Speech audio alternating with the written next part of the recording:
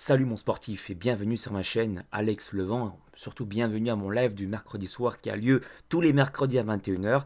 Tu as pu le constater, j'ai fait un petit effort derrière. Le décor, il a un peu changé. Je sais très bien, c'est pas forcément très adapté au contexte fitness, mais écoute, je fais ce que je peux avec les moyens du bord, hein. Ça ressemble plutôt à une décoration de sorcier. D'ailleurs, peut-être que je vais prévenir ton avenir aujourd'hui, hein. Allez, sortons les petites boules de cristal. Mais nous allons savoir si tu vas devenir un Super Saiyajin 1, 2, 3 ou 4, ou peut-être le niveau 5 qui n'est pas encore sorti. Peut-être dans les fan art, mais... Allez, arrêtons de spoiler.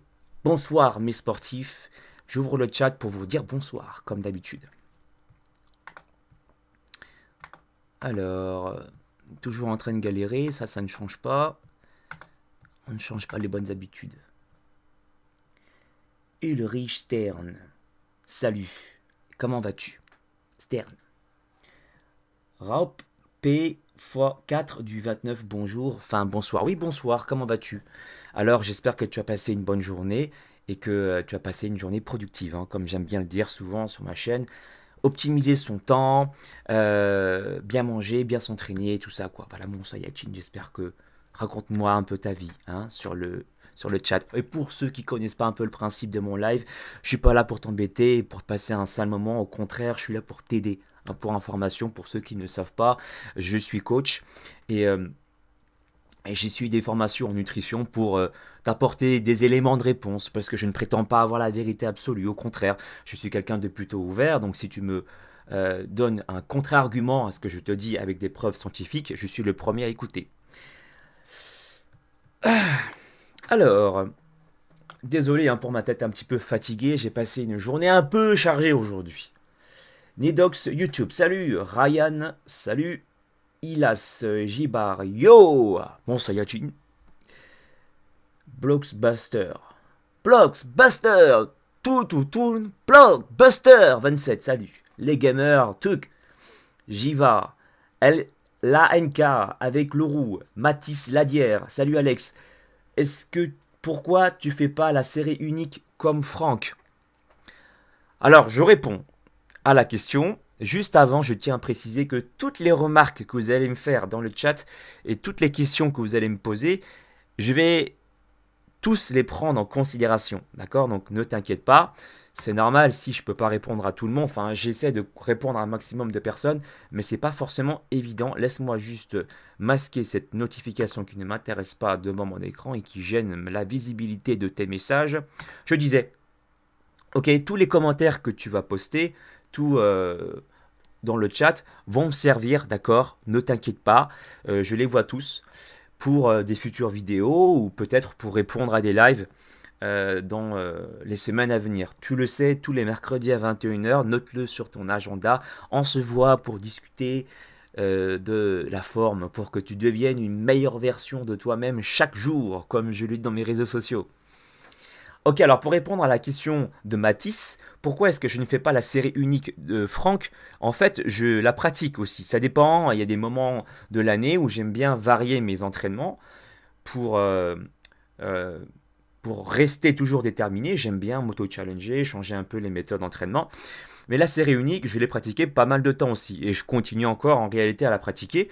Moi, je pratique plutôt ce qu'on appelle la série unique dégressive. On en a discuté avec une méthodologie détaillée sur ma chaîne YouTube et également sur la sienne forcément.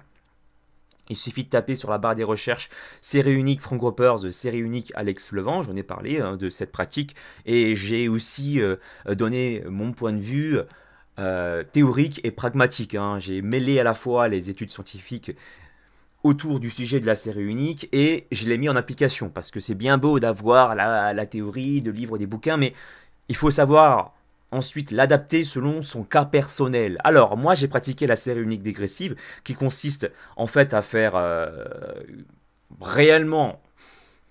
Des spécialistes te diront qu'il y a plusieurs mini-séries, d'autres te diront que c'est qu'une seule série parce que le temps de repos est relativement court. Mais voilà, j'aime bien faire un travail un peu euh, comment dire, euh, avec la charge qui descend au fur et à mesure, tu vois, une série unique dégressive, et je vais jusqu'à l'échec après. Par exemple, je peux faire des pompes, je peux faire des tractions, je peux faire des biceps curls avec. C'est quand même, c'est quand même mieux de faire des exercices polyarticulaires avec cette méthode pour optimiser les gains. Hein. Tu sais, hein, quand tu travailles avec plusieurs muscles en même temps et plusieurs articulations, comme par exemple les pompes, les squats, des tractions, les tirages, les soulevés de terre, ce sont des exercices qui vont solliciter plusieurs muscles et donc vont, comment dire, être plus intéressants pour la prise de masse musculaire. Mais encore une fois, si tu veux les méthodes et tout ça en détail, regarde sur ma chaîne. Et oui, je pratique aussi la série unique dégressive de Frank Ropers. C'est d'ailleurs lui hein, qui m'a enseigné cette méthode. Je suis parti le voir en salle de sport et puis on a travaillé ensemble. Donc merci encore Frank Ropers. Et si tu n'es pas abonné à sa chaîne, fais-le parce que c'est un mec qui va t'apprendre beaucoup de choses. Il a vraiment de bonnes valeurs. Voilà. Allez, on continue. J'ai promis d'être, de faire un effort de synthèse hein, cette fois-ci. Et en plus, je vais faire un autre effort. Regarde. Je vais en même temps répondre, tu vois, en live à tes questions, la preuve. Salut Alex, c'est quoi la différence entre la créatine et la whey de Adi San? Bah en fait ça n'a rien à voir si tu veux. Ce sont enfin, comment dire, deux substances différentes. C'est comme si tu voulais comparer les muscles avec la graisse. Ça n'a pas du tout les mêmes fonctions. La whey, après tout, c'est de la protéine, donc c'est pas du tout la même chose. Maintenant, c'est vrai que la créatine, on va souvent l'utiliser pour chercher à gratter des dernières répétitions. Hein, tu sais, hein, c'est aussi une forme d'énergie qui est aussi utilisée par tes muscles pour des efforts très courts et très intenses. Donc le fait d'en prendre un peu en supplément, c'est pas du tout une obligation. Et d'ailleurs, c'est pas mon premier conseil. Moi, personnellement, je ne prends pas de créatine. Ça ne m'empêche pas pour autant d'être performant dans mes séances de sport. Mais ça peut être un complément alimentaire pour ceux qui veulent gratter des répétitions supplémentaires. Alors que la whey, si tu prends la whey, tu vas pas gratter des répétitions supplémentaires. Hein, pour autant, mais c'est plutôt pour une reconstruction musculaire. Et encore une fois, la whey est un complément alimentaire qui peut être intéressant, mais qui n'est pas obligatoire pour avoir des résultats. Moi, par exemple, pour obtenir le physique que j'ai actuellement, que tu le vois sur mes réseaux sociaux, physique, musclé et athlétique, ça fait un bon moment que je n'ai plus pris la whey. Il m'arrive d'en prendre. Hier, pas plus tard qu'hier, j'ai pris de la whey vegan, mais voilà, c'est vraiment pas obligatoire.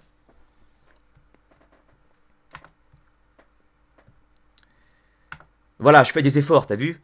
Je fais des efforts, je réponds aux questions en direct, je reviens sur les premières questions, parce que ouais, je réponds toujours, j'essaie de répondre au moins aux 5 premières questions.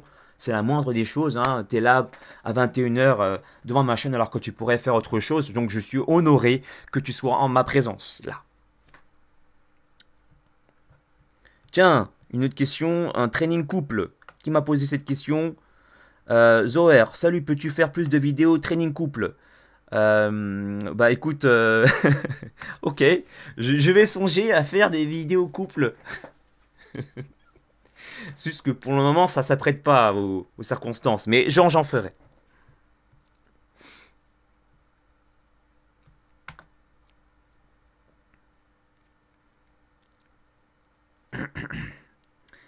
Alors,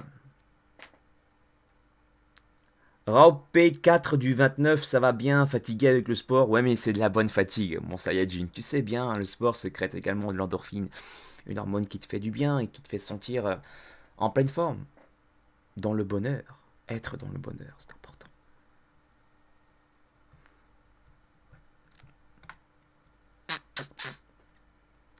Salut Bully, salut Emily, First FTW, salut Alex, avec les lunettes en mode Fuck Life.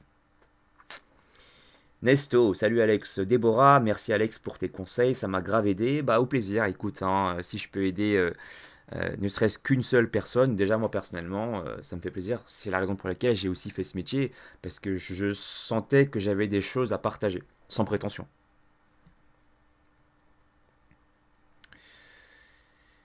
Ma voix est relaxante. Eh ben écoute, ça me fait très plaisir, hein. On m'a fait la remarque une fois déjà que j'avais la possibilité de pouvoir rendre ma voix très aiguë et très grave en même temps. Par exemple, salut mon sportif, bienvenue sur ma chaîne Alex Levent. Aujourd'hui, nous allons voir la recette de la pizza diététique. D'ailleurs, est-ce que tu as vu la recette ou pas? Elle est sortie sur ma chaîne à 17h aujourd'hui et c'est la laitière qui a fait cette magnifique recette. Je t'invite à aller la voir, hein, si tu l'as pas encore vue. Voilà, je peux prendre plusieurs... Il faut savoir que j'ai réussi à jouer quand même 64 personnages dans ma tête. Il faut être un petit peu fou quand même, hein. Tu sais, j'ai posté sur mes réseaux sociaux. La première personne à m'avoir fait confiance, c'est Anthony Faux, mon meilleur ami, qui est venu me parler au lycée. Parce que c'est vrai que j'avais pas beaucoup d'amis, en fait. Il faut dire ce qui est. Au lycée, on me prenait pour un, un cas à part, un cas sauce, comme on dit maintenant. Et, euh, et j'avais posé la question sur les réseaux sociaux, qui est le plus fou entre celui qui fait confiance à quelqu'un déjà qui est fou? Qui est le plus fou d'entre nous? Moi ou mon meilleur ami? C'est marrant. Bref, on s'en fout un petit peu en fait. On continue. Abderraouf Getalia. Les oranges pour une diète, est-ce que c'est possible? Tout à fait. Et je t'invite même à consommer juste plutôt le fruit que le jus.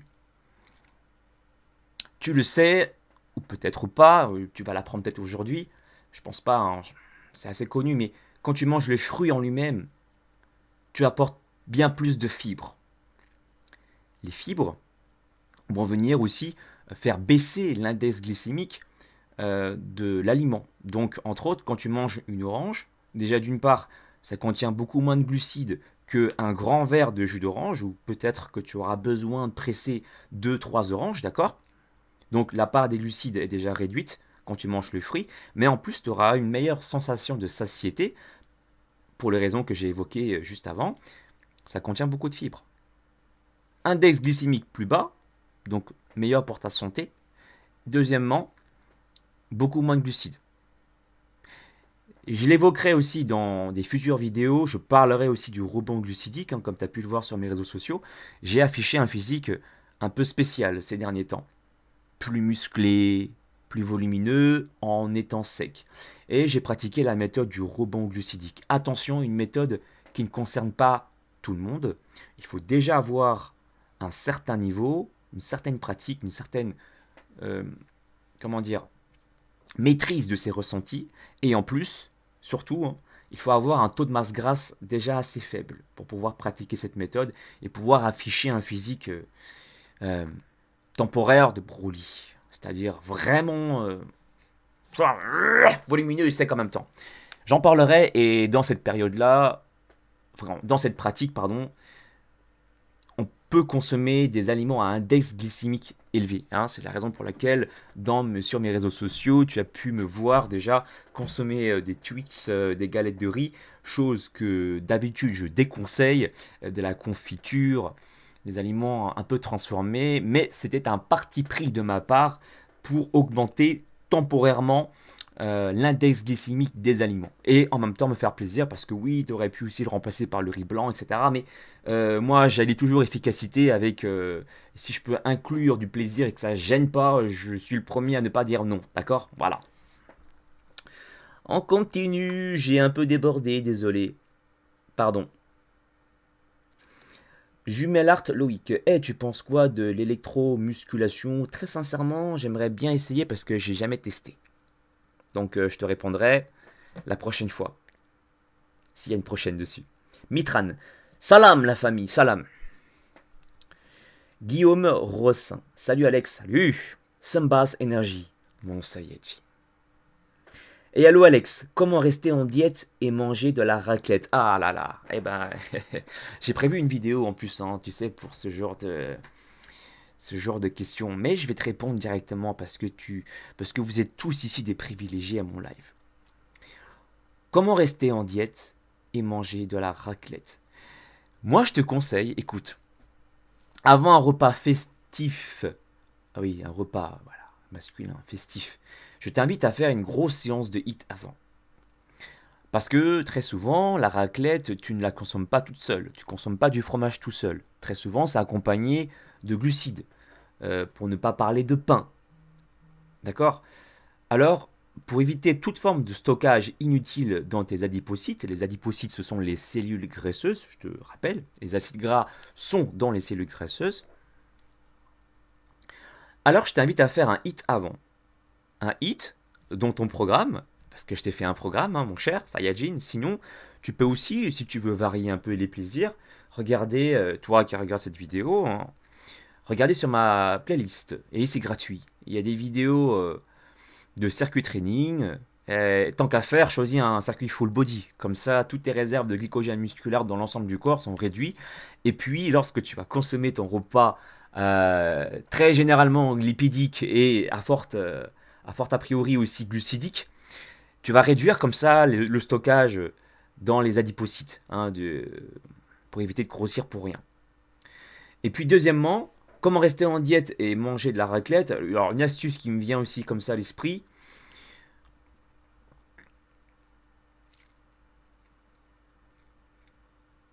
ne t'amuse pas à ne pas manger de la journée. D'accord.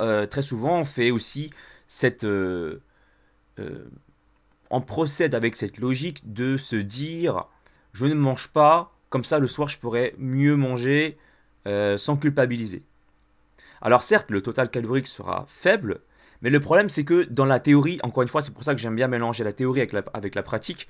Dans la théorie, ça semble intéressant hein, de ne pas consommer de repas et de se dire que pour le soir même, on va pouvoir manger un peu plus sans péter le compteur calorique, mais la réalité c'est un peu plus différent que ça. Exprime-toi dans le chat pour dire si tu es d'accord avec moi, mais très souvent on a tendance à déborder. Parce qu'on se dit qu'on a mangé qu'une seule fois, et donc on va vouloir manger beaucoup plus que, que, que son 100% de satiété. Problème de digestion, accumulation de toxines, etc. Ballonnement, et je ne parle pas d'autres problèmes digestifs. Alors moi je te conseille dans la journée de pas forcément beaucoup manger, mais de manger peut-être des petites rations.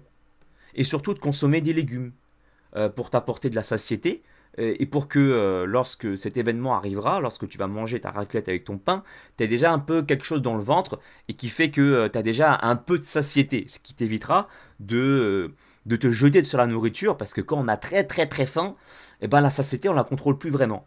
D'accord. Voilà. Quelques astuces et puis il y en aura d'autres. Hein. La semaine prochaine, je sortirai une vidéo dessus plus précise pour savoir quoi faire le jour même et aussi le lendemain. Hein, comment on réagit après ce type d'événement pour essayer de retrouver un équilibre et continuer à garder une bonne shape en éliminant les toxines qu'on a pu accumuler lors de ces repas festifs. Voilà. La suite, la semaine prochaine. Thomas Christophe, bonsoir, pile à temps pour la séance en plus. Bah écoute, bonne séance, mon cher Sayajin Christophe. Et je vais répondre, il y a eu un petit effort encore supplémentaire à une question directement en live pour rester actif. Alors, une question.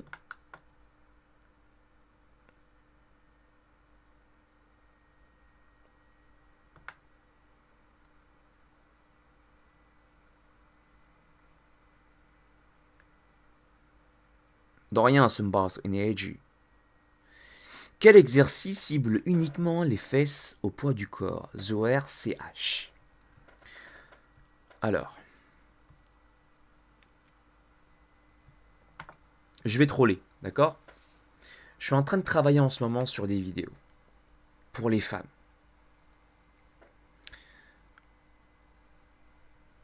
Dit comme ça, un exercice pour vraiment cibler les fessiers, il y en a un qui en particulier marche bien, c'est tu te mets, tu sais, en position comme ça. Bon là, dommage, je peux pas le faire, mais tu vois, tu fais cet exercice-là, tu lèves ta jambe, hop, et tu descends, tu lèves ta jambe et tu descends. Tu peux faire la même chose de ce côté, hein, avec un élastique, pour travailler le moyen fessier. Le premier exercice que je t'ai montré permet de travailler le grand fessier, qui se trouve derrière. En réalité, c'est intéressant de cibler le travail sur les fessiers, mais c'est pas forcément ce qui y aura de plus efficace pour avoir les résultats estompés. À savoir avoir un fessier bien arrondi. Généralement, c'est ce que recherchent beaucoup de femmes. Si je m'en abuse pas, hein, je pense que c'est ce que recherchent la plupart. Moi, je conseille plutôt de faire des exercices le plus souvent polyarticulaires. Donc, je pense beaucoup au squat, aux fentes. Il y en a un que je te conseille fortement, c'est celui-ci en fait. C'est celui-ci en fait, t'es là, comme ça, hop, tu poses ton pied hop, sur un banc, on voit pas grand chose, et là on descend et on remonte. D'accord, là on fait une espèce de fente, ça s'appelle un squat bulgare, mais moi j'appelle ça plutôt Fente bulgare parce que je trouve que ça ressemble en rien à un squat. Chacun fait ce qu'il veut après, mais voilà, moi c'est ma définition de ce terme, fente bulgare. Le pied sur le support, l'avant du pied, tu as vu, hein, sur une chaise ou sur un banc ou un bloc de rocher, peu importe si tu es dehors par exemple, ça permet de travailler ta proprioception et aussi de pouvoir cibler un peu plus sur le fessier de la jambe qui est devant. Parce que d'avoir un pied comme ça sur un banc ou sur un bloc de rocher, peu importe, ça t'oblige à travailler en déséquilibre.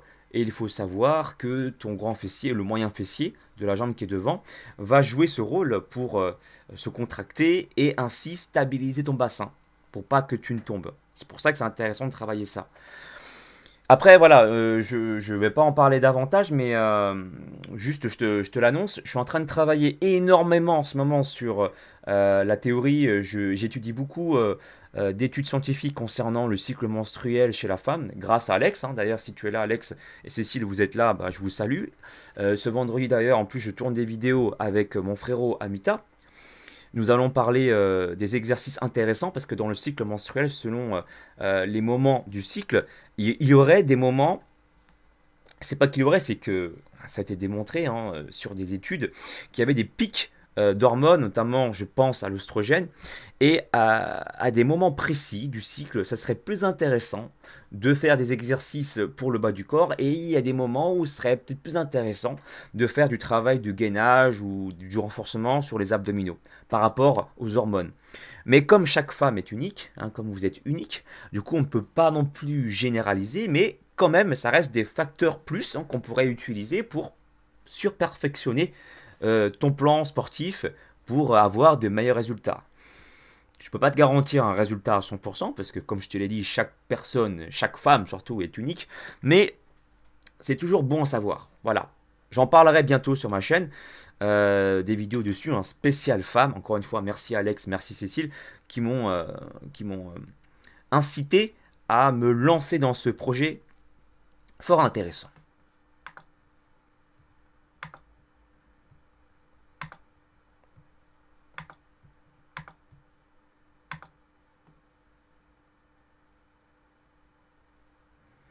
Camour, Mour, bonsoir Alex, as-tu des exemples de réussite de femmes, photos ou témoignages avec des conseils, diètes et exercices à la maison? Alors oui, j'ai pas mis à jour complètement toutes les photos sur mon site Alex Levent, mais tu pourras retrouver aussi les témoignages des femmes qui ont suivi mes programmes et aussi des photos de transformation directement sur mes réseaux sociaux. Il y a Facebook, il y a Instagram, voilà. Facebook, Instagram et en partie aussi une partie sur mon site que je n'ai pas encore pu, enfin c'est mon meilleur ami qui met à jour justement toutes les belles photos que tu peux voir sur mon site internet. Mais voilà, sur mes réseaux, Instagram surtout, je te mets dans mon feed, les vidéos et les photos de transformation surtout de mes clients et mes clientes. Voilà. Après, je peux pas mettre tout le monde non plus. Moi, je mets seulement ceux qui m'autorisent à afficher justement des résultats. Parce que suite aussi à des métiers de certaines personnes, eh ben, le fait de, entre guillemets, s'afficher sur les réseaux sociaux, ça peut poser aussi problème pour certaines personnes. Voilà. Du coup, je le fais pas.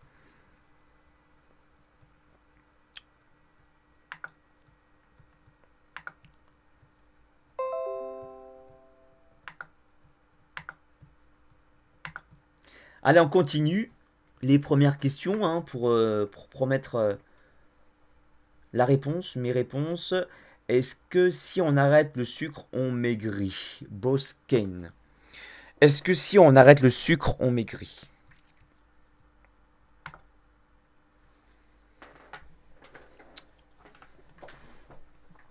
Laisse-moi m'installer confortablement. En même temps, en fait, en vrai, c'est une feinte, hein, pour que je puisse réfléchir et à te proposer une réponse. C'est ça, hein, c'est la constance du live.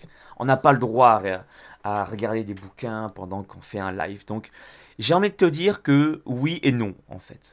J'ai pas envie de te donner une réponse franche parce que ça serait te mentir et je n'aime pas. Je préfère travailler de façon authentique, d'accord?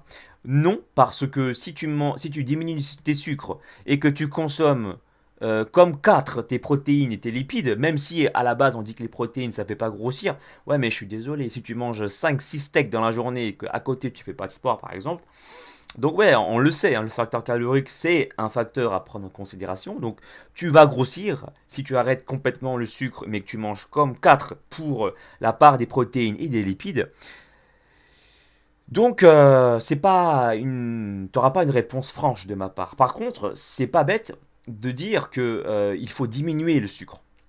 Ça, je suis d'accord. Couper complètement les glucides en disant que, en pointant du doigt les glucides en disant que c'est à cause d'eux qu'on grossit, c'est pas vrai non plus. Par exemple, je vais te prendre mon exemple. Je pense être quand même assez bien placé physiquement pour te dire que, voilà, pour avoir un physique athlétique, par exemple comme le mien, c'est un exemple, c'est tout, je consomme 2 bananes par jour. Parfois, je consomme 2 bananes et demie. Donc, c'est bien connu, hein. Tu as déjà entendu parler de ça. Les gens qui disent, ouais, mais les bananes, ça fait grossir. Ça contient beaucoup de sucre, de glucides là-dedans. Bah pourtant, j'arrive à afficher un physique plutôt intéressant, physiquement parlant. Et pourtant, je consomme 2 bananes par jour. Mais pas que ça. Il y a aussi du sirop d'agave. Je consomme également des kakis, parfois des pommes. Parfois, je consomme également de la farine de coco, du chocolat, mais modérément. Je prends un carré et demi, puis je fais fondre dans la poêle pour faire mon pancake diététique, tu sais. C'est une technique, ça. Essaye. Demain matin, tu penseras à moi, tu prends ta poêle, tu tapes sur ma chaîne pancake diététique. C'est hyper facile à faire. Sur mes réseaux sociaux, j'ai posté plein de photos déjà. Tu sais, le fameux pancake, je plie en deux après comme ça. Voilà. Là-dedans, il y a de la purée de noisettes avec un carré de chocolat que j'ai fait fondre par-dessus la pâte sur la poêle et je l'ai étalé. Et le fait d'étaler ton chocolat, t'as l'impression de consommer beaucoup de chocolat. Et franchement, t'as un petit goût sucré qui est agréable en bouche. Et pourtant, c'est qu'un seul carré de chocolat. C'est pas fou ça quand même.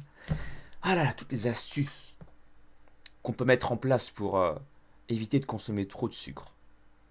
Mais t'as vu quand même, j'en consomme. Question de modération, mon sportif, toujours. Équilibre. Donc ouais, voilà, j'espère que j'ai répondu à ta question. Supprimer complètement les glucides, non. Moi, je pense que là, actuellement, on m'a déjà posé cette question, donc je te réponds. Peut-être que ça va t'aider. Je suis à peu près à 200 grammes de glucides dans la journée, environ. Des fois un peu moins, ça dépend. Et lors de mes recharges, je peux monter jusqu'à 500, 600, 500, 600 grammes la journée. Attention, la recharge, c'est vraiment encore une technique à part, hein. Je ne te demande pas de l'appliquer. Ça concerne déjà les gens qui ont un taux de body fat, je réinsiste dessus, assez bas. D'accord. Tu n'es pas obligé de consommer jusqu'à 500, 600 grammes de glucides, mais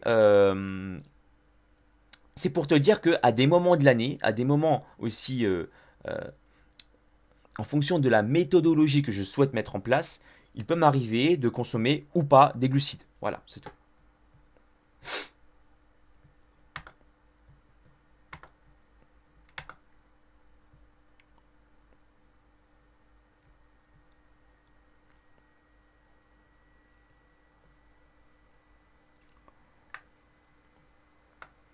Alors,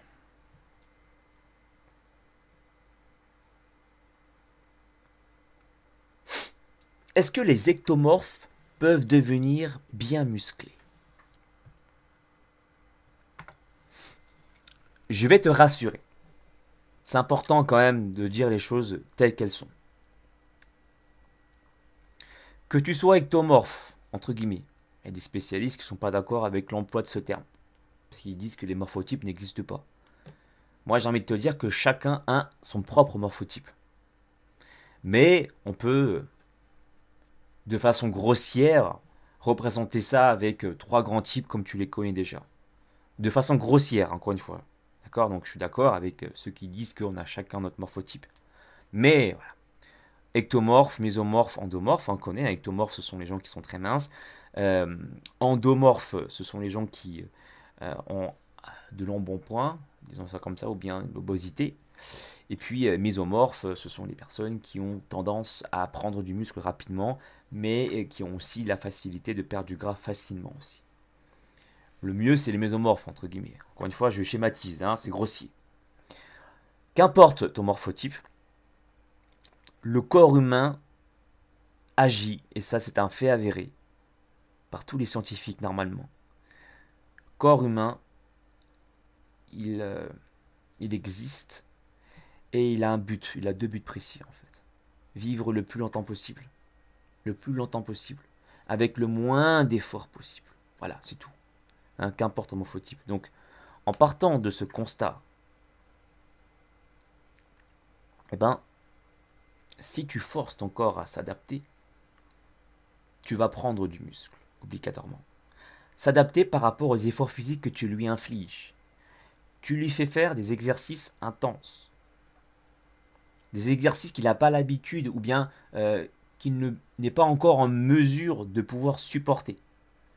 Alors ton corps, lui, il n'a pas d'autre choix que de devenir plus fort pour s'adapter afin de rendre cet exercice plus faisable pour toi. Donc, le seul moyen qu'il a, c'est aussi quelque part de prendre du muscle. Il n'a pas d'autre choix. Il faut le forcer. Hein. C'est comme un petit gamin qui fait ses chichis et donc du coup, bah, il faut l'éduquer. Ton corps, c'est pareil, c'est une éducation. Moi, j'aime bien dissocier le corps avec l'esprit. Voilà. Ça marche en symbiose, hein, c'est un travail d'équipe, mais pour moi c'est vraiment 2 entités différentes entre le corps et l'esprit. Voilà, il faut l'éduquer.